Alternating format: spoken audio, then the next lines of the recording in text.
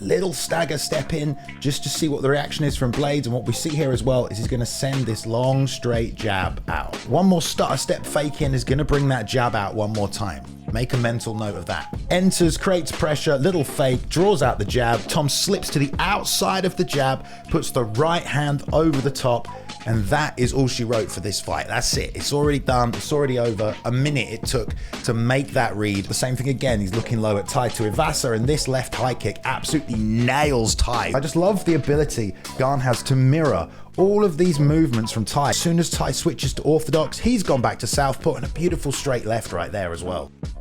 All right, I'm back. Got another fight to break down here. Ciryl Gane versus Tom Aspinall, France versus England. What you got here is two striking geniuses, and that's what I want to look at today. We've got three things I want to talk about. Number one, how Tom Aspinall's feints open up his shots. Two, Ciryl Gane's striking arsenal on the feet. And three, we're going to look at both guys' finishing ability. Now we're going to start with Tom, and we're going to start with Curtis Blades, but I just want to show you how his fakes draw out reactions, which basically sets up his knockout shots. Tom is on approach to get himself into boxing range, but watch what he does with his body and how much he commits to these fakes. Big stutter step in, and that's it. That's all he wants. He just wants to get a little close, but also gauge this reaction from Curtis. Same thing here while Blades is bouncing. A little stagger step in just to see what the reaction is from Blades. And what we see here as well is he's going to send this long straight jab out. Now this isn't a very long fight, but this is the read that Tom starts to pick up on from Blades here. So again here, a little bit of a bounce, and there is the long jab, and you'll see when Tom retreats, he's very fast at backpedaling. Brings this lead hand down just to parry the backhand straight shots, but he's good at backpedaling. So the jab comes, reads it well, and as he shoots back, this lead hand's gonna come down, club that back straight right, and look how much space he's created already in just that back pedal. Very fast off the back foot is Aspinall to clear that space. Gonna fake low, see the reaction from Blades, nothing. One more stutter step fake in is gonna bring that jab out one more time. Make a mental note of that. So one more time here, Blades actually goes high, it draws Tom's in, and he clips him straight down the pipe with that jab, and the right hand comes again, doesn't land. Tom actually wisely tries to crowd it, gets caught with a left hook, can't catch the blitz, but gets the underhooks and runs him to the fence where he's a bit safer. And we're going to see it one more time here, toe to toe, the reach of the jab from Curtis. Tom inches just a little bit closer here. The jab, once again, spears him right down the middle. It's a fast, long jab from Blades. He rolls the right hand. You can tell Tom knows he's ready for more offense, but the last time he enters, he's going to bet everything on this jab, and he is right. Enters, creates pressure, little fake, draws out the jab. Tom slips to the outside of the jab, puts the right hand over the top, and that is all she wrote for this fight. That's it. It's already done. It's already over. A minute it took to make that read on the long jab. When it finally came at the right moment, he slipped to the outside, he gets the finish. Great work by Tom, and of course his ground and pound here with the hand speed is pretty ferocious. Let's have a look again at the same thing. The fake, drawing out a little offense here from Tybura. This is what Tom's going to use to see what the reactions are, to see what the reads are. Tybura actually going back that time.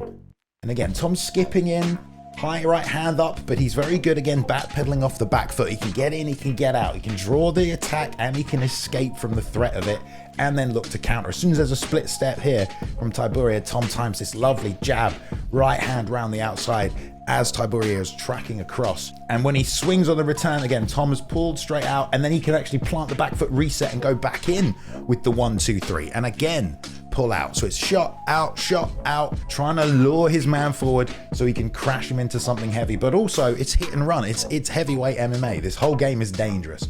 So again, little skip in on the outside here, and this time he follows through with the elbow. Instead of that right hand that wasn't landing clean, Tom almost looks off balance here as this left hook falls short, but he resets his feet perfectly to deliver a straight right down the middle. And again, this fight's over. A minute 10, found his home for it, crashed the distance with the elbow, set back to his striking range. Even when he whiffs, he can still follow up with that right, which is beautiful. The gauging of the distance against Pavlovich, even more pronounced on that stutter step entry to try and get that read.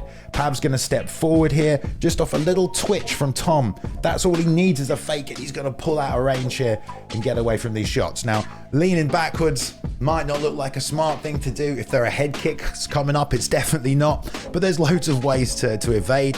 When you put your hands down and you lean, you can balance a lot easier than if your hands are up here. If you try doing that at home, it's a lot easier to maintain your balance, rotate your shoulders, and he takes the angle and gets out. So it doesn't necessarily look great, but it's effective. And because he's so good at backpedaling with his feet, he can make it work for him, like many other fighters can. So there's this big knockout threat from Pavlovich here. Tom's got to find his moment. There's a little level change, jab straight up the middle from the hip. Very hard to see. And again, he just loops this right hand over the top around this counter left hook that was coming out from Pavlovich earlier on in the fight.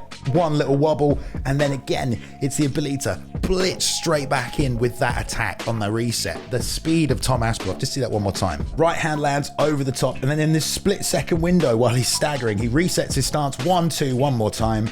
He was ready for that third left hook as well, but didn't need it. And it's a great finish from Pavlovich with the hand speed once again. Gane, on the other hand, there's some similarities, there's a lot of differences as well. If everything's going right for Gane, this is where his opponent will be. And Gane pushes you back with fakes, threats, and constantly mixing up the elevation of attack, and also putting you in a position where you can't chase him and you have to, go back and wait for the counter. And then when you can't counter, you chase him and then you can't catch him, and it's back and forward like that. We're going to take a look right now. All of these constant fakes and attacks have kind of frozen Derek Lewis against the fence. He can't step forward because he hits nothing. And Gane will tap the legs down low. He'll also fully extend this jab. It's just a full range of his body, just poking away. Derek, if he wants to counter, he's got to bring his feet with him. But of course, when you're moving your feet towards Gane, he's so good off the back foot, and he'll drop back and also draw you into dead space with attacks as well. So he's pressuring you to open things up. He's making you miss the counter, and then he's also drawing you into open space. Tuivasa sends out the long hand. Gane touches with the lead on the inside as well. And again, off the back foot, Gane's very good. Brings up this check hook as Tai is moving forward, trying to catch the man who's been evading him all night. Inside leg kick's nice. Covers the right hand, and then the check right hook, which is a great shot from Gane. He loves to use that. Covers the back power hand and throws his check hook. I like to use the word guile, but disguise, it's all part of Ciryl Gane's game. At distance here with Derek, he's been poked, he's been prodded. We get the oldest trick in the book where Gane looks low for a second, but of course blasts up this left head kick. Even Derek's kind of blocking low a little bit, doesn't land super flush, but these are dangerous weapons, and he's great at setting them up. The same thing again, he's looking low at Tai Tuivasa, and this left high kick absolutely nails Tai, who turns into the body expecting it, completely wobbly off his feet, rolls underneath, cuts the angle, and almost throws that left hook back. That's a fun exchange. And again, this is Ciryl able to just pull out a range. If you're a heavyweight who's a slow moving power puncher like so many guys are, Gane is just making mincemeat. Derek couldn't chase, he was remained stationary, and then Ciryl just blitzes and closes the distance that Derek's having such a hard time dealing with. And also, when he gets pressured, this lateral movement, Gane could do this all night. He's actually going to take a little lap here and end up coming all the way around in a big circle, which again, if you're a slow moving heavyweight, it's a nightmare to deal with someone like Gane. Now, Tom Aspinall is not that, and we'll talk about that in a second. Tuivasa pressuring here, little stance switch. And I just love the ability Gane has to mirror all of these movements from Tai, who's now gone southpaw. As soon as Tai switches to orthodox, he's gone back to southpaw, and a beautiful straight left right there as well. And again, Lewis charging forward with big shots, covers the back right, and there's that check hook one more time, which is a dangerous weapon. Drops Derek Lewis with it as well. Covers, checks, and he's good to go. Against Tom here as well, there were some moments where he got tagged in these openings also. Changing the leg kicks close, and then a little exchange on the inside. Sergey pumps that left hand. Tom just pulls the two out of way, and that's great head movement by Tom. But there are moments in these tight exchanges where these lead hooks have found homes. Against Tai here as well, Gane's trying to do the same thing.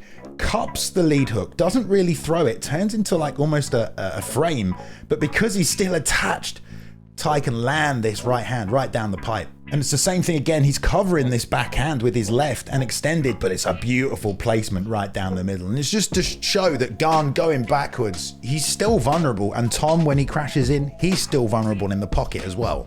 Tom here freezing Volkov against the fence. It's a jab, jab high, jab low. The two just misses. Throws a nice leg kick, but Tom kind of goes back to this here, shows him the lead leg as the jab comes to the body, goes for another kick, and this right hand right down the middle catches Tom, and it completely takes him off his feet. Now, I think it's more of a glancing blow that, interrupted the timing and the balance. Jab right there from Ciryl, and again, he's just pulling Derek forward right at the edge of his range, extends the straight, and at this point, that's enough. That's all that Derek Lewis can handle. It was a tough fight for old Derek against Gane. Stylistically, probably one of the worst matchups he's had. He couldn't come forward because Ciryl was better off the back foot and tagging him, and he couldn't go backwards because he could get nowhere near Ciryl, who just stood at the edge of the range and just accumulated damage. Nice lead hand frame, forces the elbow in, and once Ciryl gets you shelling up, all of this shot selection comes out. So beautifully placed 1-2 off that pulled shot right there. The weapons on display from Gane, and it's always accumulation, but almost everything lands in these moments. He can just find shots from all angles, from all stances, throws a backhand in there. I mean, once you show him that you're hurt, he is not going to let off the gas. Whereas, you know, Tom's taking these guys out with one shot. Ciryl is just churning you with non-stop offense, finding the holes constantly. And these teeps to the gut, man, we have to show these from the Tuivasa fight because it's just a jab and a teep and a teep and a jab all night long, just poking, prodding, all off the lead side, all off Southpaw v Orthodox, forcing Ty to make these big commitments, launch forward and swing. Watch this finish.